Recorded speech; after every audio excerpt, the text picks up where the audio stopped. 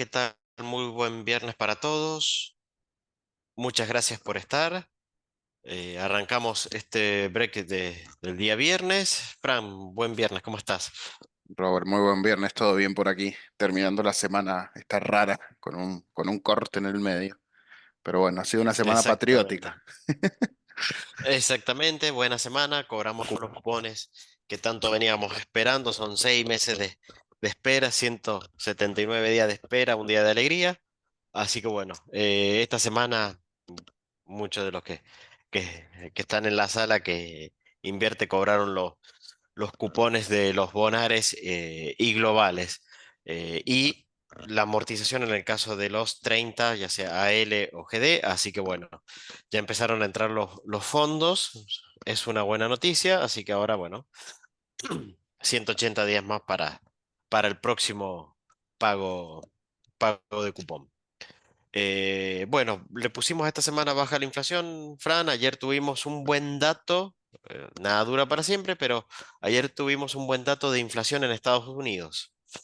Sí, dicen que arranca, le habían puesto la última milla, ¿no? El último pedacito, ya con la inflación bajando para que finalmente la Reserva Federal eh, pueda hacer algo con la tasa, ¿no? Ayer se vio todo muy optimista, más allá de algunas tomas de ganancias, pero la realidad es que, bueno, pareciera que finalmente, creo que ya lo hemos dicho alguna vez, así que tomarlo todo con pinzas, la, la inflación está cediendo, ¿no?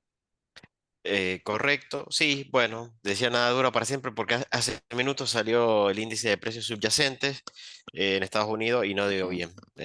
Eso le quita lo que es alimentos y energía para evitar la variación de esos commodities. Ya vamos a ver algo que está en línea con eso. Quiere decir que los alimentos y la energía estuvieron por debajo de la inflación y ayudaron a que baje el índice de mercado. Hoy la subyacente no dio bien, y veremos cómo lo toma el mercado. Pero sí, se empiezan a vislumbrar, empiezan a aumentar las posibilidades de eh, recortes de tasa. Vamos a ver cómo lo tomaron los commodities y las acciones. Hoy tenemos el dato de Argentina, hoy se conoce el dato del INDEC. Eh, Parece que hay buenas noticias en cuanto al tema que se esperaba. Distintas consultoras lo situaban entre 5 y 6. Parece que viene por debajo, por lo que dijo el ministro Caputo. Así que, bueno, eso sin lugar a dudas, si viene por debajo de 5 es una muy buena noticia y ya tendremos que empezar a pensar cómo va a venir julio. ¿Sí? Creemos que, y por palabras del ministro Caputo, es como que se le va a dar mucha importancia a la núcleo, porque sabemos que la de servicio todavía viene atrasada y eso va a ir repercutiendo en el índice final. Pero se va a mirar mucho la núcleo a ver si busca la convergencia hacia 3%, porque nos daría la pauta de que pasada los ajustes de tarifas, la inflación debería converger hacia el crawling del 2,5 mensual. Mucho se habló de los puts. Vamos a ver los puts y la importancia de los puts, por qué hay tanto ruido con los puts. Eh, y un poco el tema también de las letras fiscales de liquidez, y se terminan los pasivos remunerados. Caputo anticipó una baja del impuesto país y esto, Fran, obviamente también podría pegarle a la inflación eh, hacia el último trimestre del año. Sí, sí, obvio, obvio. Sacándole un poco al costo ahí de, uy, perdón, costo de importar, obviamente podría mejorar la situación de todos los importadores, ¿no? Eh, y bueno, los precios en general, obviamente un impuesto menos, digamos, nos beneficiamos todos. Veremos cómo termina saliendo eso. Eh, ya se habla de que, bueno, eh, se sale para final de año completamente del cepo, etcétera, etcétera. Y bueno, creo que esto es de a poquito ir normalizando todo, eh, sacando el impuesto país, ¿no? Sí, dos puntos con respecto al impuesto país que nos parecen que son bastante importantes. El impuesto país se saca a final de año porque si no se saca se tiene que coparticipar. Y si se coparticipa va a ser otro impuesto eterno. Así que el impuesto país se va a final de año. El mercado praisea una posibilidad de que lo que yo baje de impuesto país o lo que el MECOM baje del impuesto país se puede devaluar en la misma proporción, ¿sí? Para dejar el tipo de cambio estable y eso no tendría un impacto inflacionario. Ahora, en palabras del ministro Caputo, él dijo que se bajaban 10 puntos del impuesto país y que eso iba a ser un golpe a la inflación. No, uno supone, bueno, pensemos en una maquinaria, en un auto importado, lo estaríamos pagando un 10% más barato, ¿sí? Quizás si uno suma las inflaciones de acá hasta septiembre, podría decir, bueno, con la inflación sería lo mismo comprarlo ahora que esperar. Quizás sí en agosto y en septiembre sí se demoren algunas importaciones esperando esta baja del impuesto país, porque si esto va a ser un golpe para la inflación, lo que podemos esperar es que no va a haber tal devaluación en la misma proporción de la baja del impuesto país. ¿Sí? Y Ujú. eso es un punto muy importante eh, para las búsquedas de cobertura, ¿sí? No vaya a ser que estemos cubriéndonos barato. Pensemos que un TV25 lo estaríamos comprando a precios de ayer aproximadamente a 1060, ¿sí?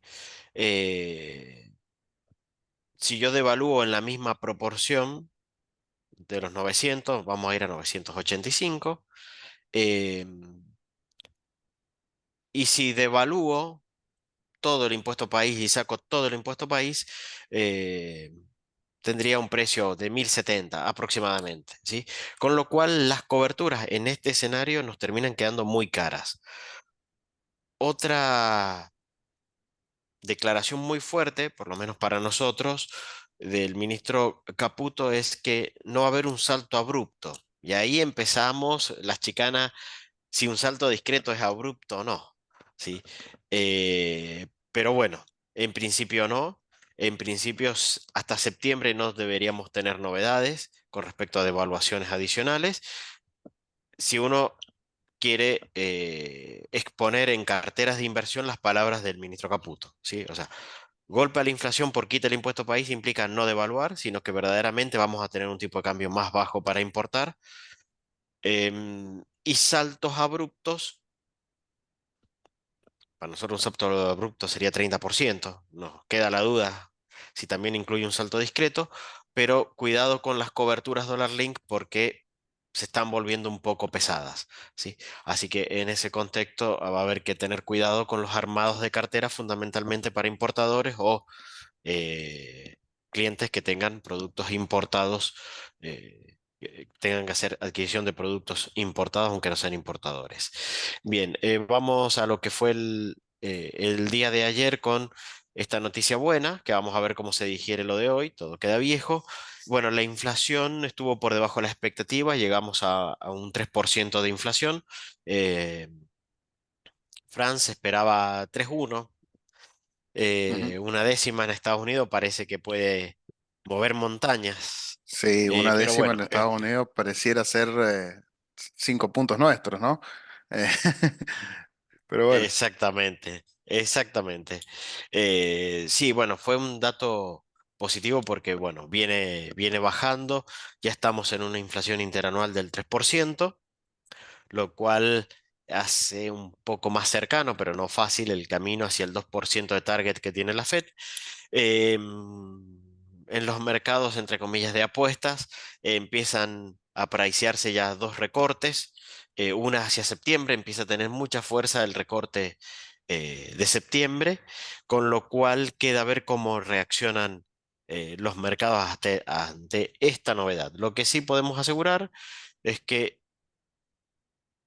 en el día de ayer lo que sí reaccionó muy bien fueron los yields, ¿sí? Que están acá abajo, en el cuadro de acá abajo. Pusimos a un año 10 y 30 como para poner casos extremos. Lo ampliamos un poco. El azul es a 10 años, el celeste es a 30 años y el naranja es a un año, ¿sí? Todavía rendimientos interesantes para un solo año de duration.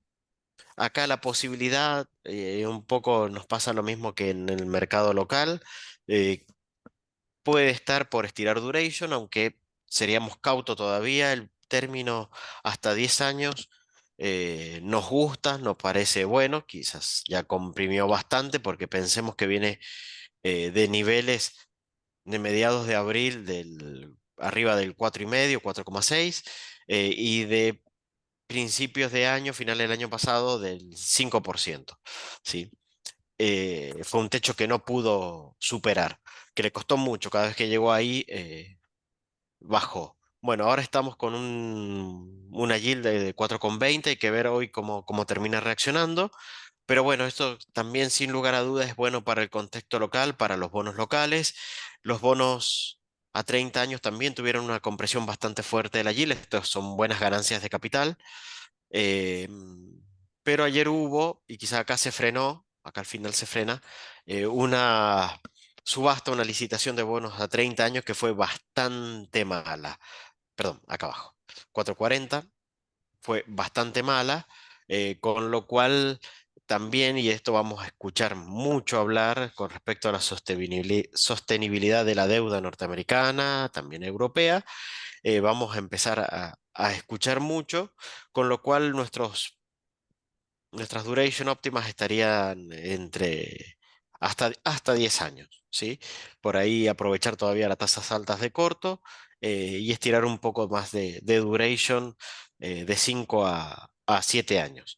Así que veremos cómo sigue evolucionando eh, esta parte. Si vamos a lo que fue el mercado accionario, bueno, parece que fue un claro sell the news, por lo menos en lo que fue Nasdaq, Fram. Sí, sí, sobre todo, bueno, sufrieron mucho Nvidia, por ejemplo, que bueno, venía volando, ¿no? Está claro que venía a un nivel muy firme. Pero bueno, se sintió también en las digamos, tecnológicas más value, si se quiere, de esta altura, como Apple, como Amazon, como Microsoft, bajando 2,5% aproximadamente cada una. Y bueno, eso se sintió muy fuerte, eh, aunque bueno, algunos commodities resistieron bastante bien, pero bueno, todo lo que fue tecnológico, bueno, tuvo un mal día, digamos, un día bastante complicado. Eh, Después, bueno, posiblemente era esperable. Quizás hay también remarcar Tesla, que bajó casi 9, eh, que también venía de un par de semanas con un ritmo implacable, ¿no? Así que bueno, esa toma de ganancias se hizo casi de manera automática ayer, ¿no? Si Sí, veníamos con un par de semanitas adentro de esto, eh, convengamos que no hay manera, o sea, veníamos más que sobrado aún con esta toma de ganancia, ¿no?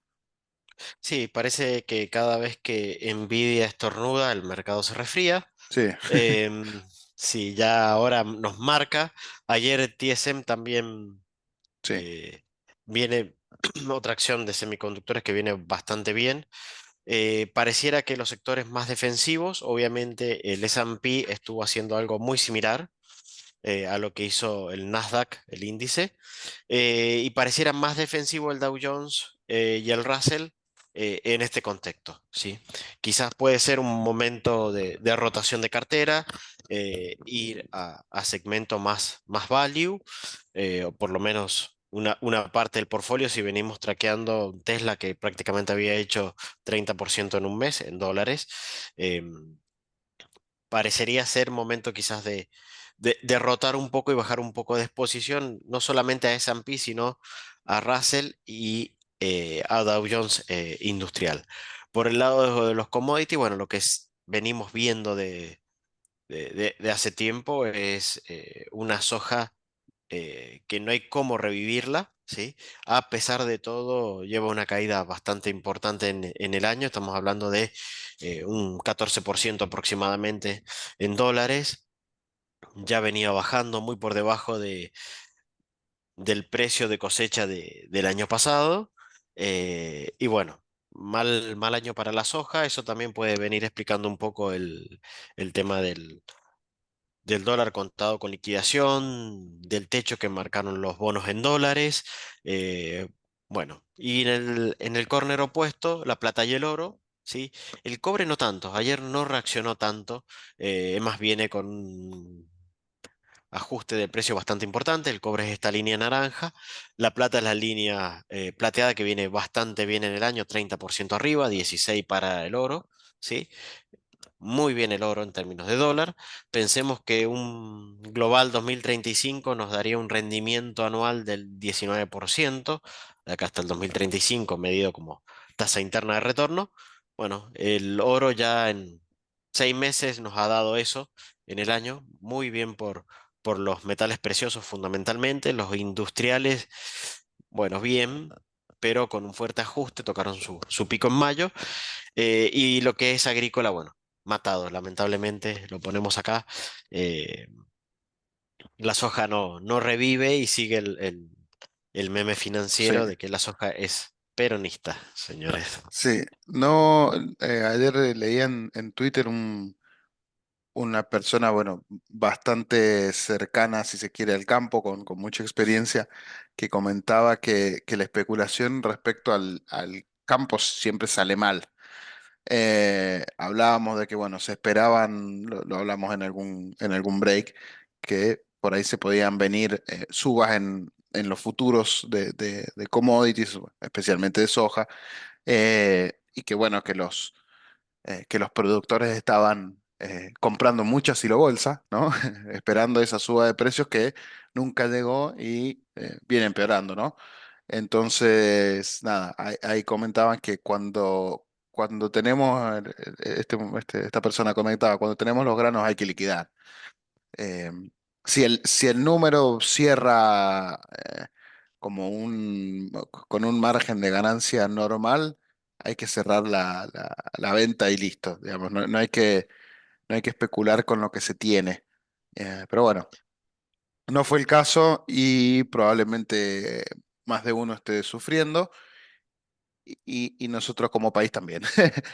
Digamos que no Sí, han sido los mejores días, aunque dan compras en el Banco Central, últimamente no son significativas, ¿no? Hemos tenido días de 2 millones de compras, de, no sé, 50 millones. eh, por ahí, para la gruesa, digamos, como que nos quedamos medio finos.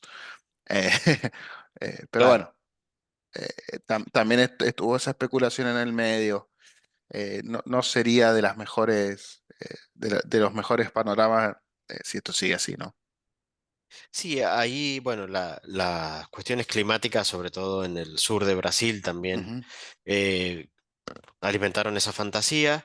Por sí, cálculos de la bolsa de Rosario, si lo llevamos a precios actuales de soja, nos da que hay aproximadamente unos 14, 15 mil millones de dólares en stock todavía que no se han liquidado, que se van a tener que liquidar una buena parte de eso, porque también hay una cuestión de que la soja no es un bien eterno, ¿sí? La soja va perdiendo su calidad cuando aparece la nueva cosecha es la que tiene este precio, las cosechas anteriores empiezan a tener una merma en el precio por una merma de calidad. La calidad, si bien estuvo bastante bien, no fue la más óptima, con lo cual vamos a ver liquidaciones tardías. Este dólar a 1500 quizás es una posibilidad, si bien uno agarra solamente por el dólar blend el 20% a 1500, bueno. Mejora un poco el precio final, ¿sí? Y es la condición de una curva de futuro de precios decreciente también podría alimentar la necesidad de ir liquidando algunos stocks para ir cubriendo flujos de fondos. Pero bueno, no hubo euforia ayer en los mercados, sino que fue más bien en algunos casos hasta una toma de ganancia y quizás sigue llamando la atención cómo están priceando los metales preciosos. Sí. Los puts y su importancia era otro de los puntos importantes que tanto ruido está haciendo esta semana, inclusive señalando con el dedo a un banco, ¿sí? Banco Macro fundamentalmente. Bueno, a ver, esta semana ya se salió el decreto reglamentario de las letras fiscales, se acaban los pasivos remunerados, nos pareció muy interesante este gráfico de la consultora INVEC, en donde muestran cuáles son las variaciones de la base monetaria de este año, ¿sí? Eh, bueno, el superávit fiscal, la emisión de bopreales y cuáles han sido las fuentes de emisión. Una de las principales fuentes de emisión ha sido la compra de dólares, esta compra de dólares que se dio a lo largo fundamentalmente del primer trimestre hasta mediados de abril, finales de abril. Los intereses, ¿sí? Que esto es lo que los intereses de los pasivos remunerados, de las LELIQs y de las que eh, y de los pases que se terminan el 22 de julio. eh, y acá están los puts, ¿sí?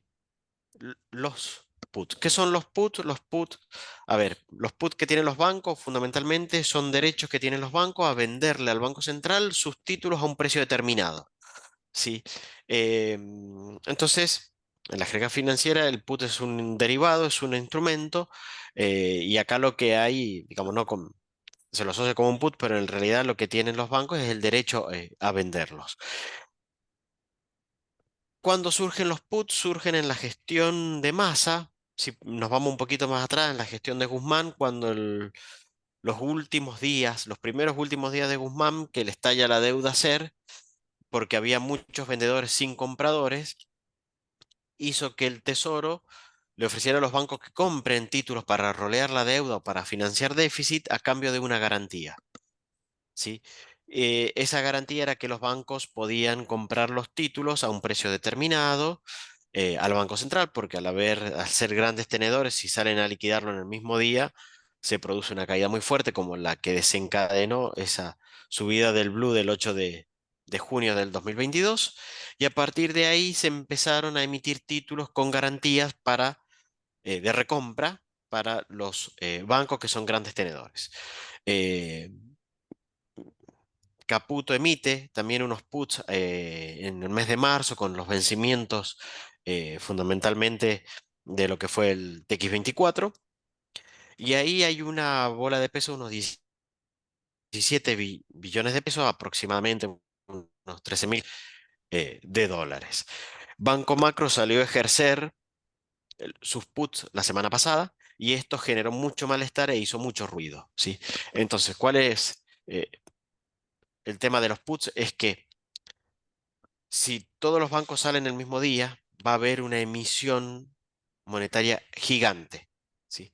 Entonces ahí son las negociaciones entre Banco Central y bancos para que eso no suceda y evitar ese escenario de una emisión que pueda generar un aumento de brecha y un aumento de las expectativas de inflación. ¿Por qué? Porque Banco Macro podría haber salido a vender por mercado secundario, no estaban con un mal precio, pero en el volumen que operan, obviamente van a hacer subir los rendimientos de la deuda en dólares, encarecer el roleo de la deuda, perdón, van a hacer subir los rendimientos de la deuda en pesos y encarecer eh, los roleos a los que tiene que enfrentarse el Ministerio de Economía mensualmente, y podrían generar una presión en el mercado de cambios. Sí. Esto hizo que Milei los acusara directamente. Caputo bajó un poco los decibeles diciendo que tendrían que haber avisado. Sí, hay determinadas operaciones financieras que se charlan y se concertan previamente eh, para no generar estos ruidos. Entonces, eliminando los intereses de los pasivos remunerados, nos están quedando como fuente de emisión los puts y los pesos por compra de dólares por parte del Banco Central, es decir, las compras netas del Banco Central, neto de lo que tiene que rescatar y emitir por exportaciones e importaciones.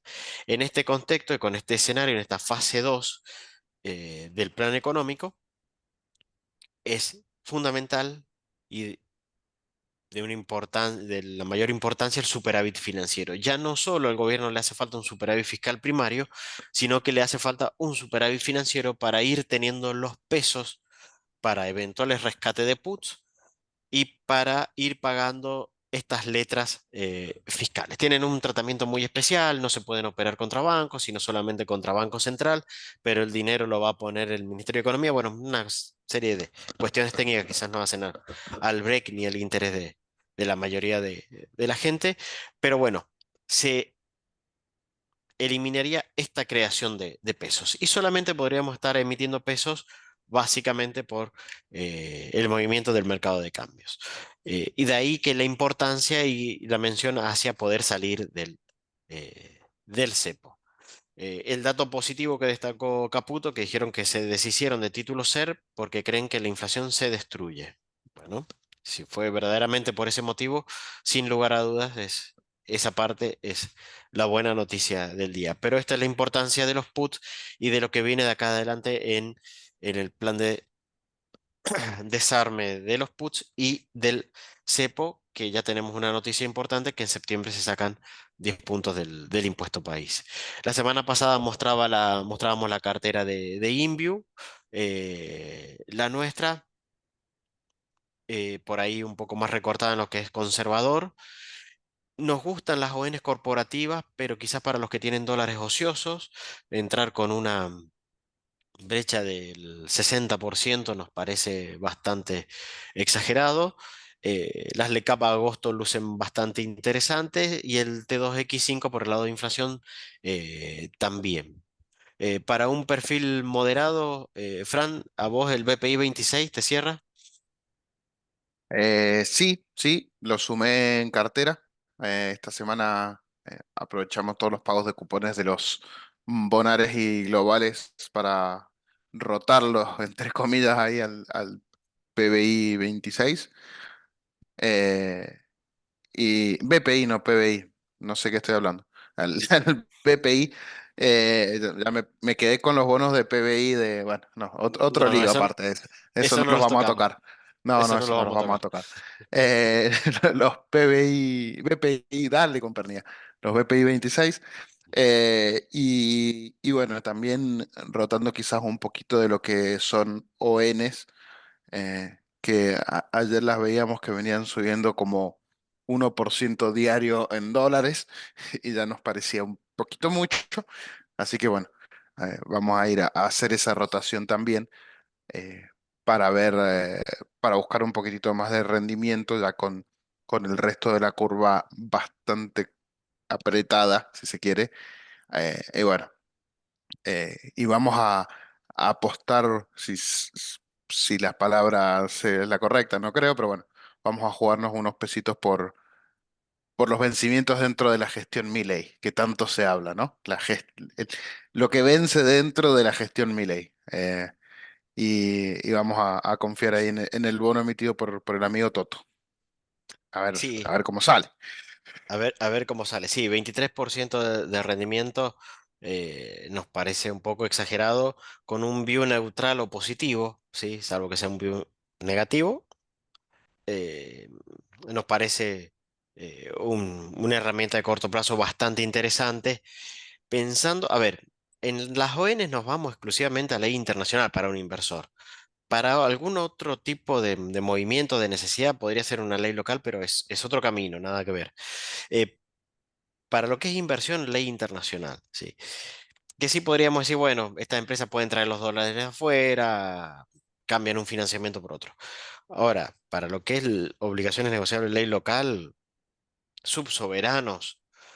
A ver, el que tiene los dólares es el Banco Central, y si tiene que elegir qué deuda va a pagar esta gestión, nosotros no nos queda en duda que va a elegir la del Banco Central, ¿sí? La propia. Entonces, ahí es donde me parece que hay un desarbitraje muy grande de rendimiento entre ON subsoberanos y bopreales, ¿sí? Y dentro de los bopreales nos gusta mucho el 26 porque encima es principio del 26, ¿sí? Quizás los bopreales que rinden parecido es el que vence en octubre del 27 en plenas elecciones, sí, año electoral. Entonces, este nos parece con un rendimiento similar, o un poco más alto inclusive, pero una duration mucho más corta, sí. Entonces ahí es donde vemos. Y en lo que es tasa y lo que es tasa y ajuste por inflación, es estirar la duration, ¿sí?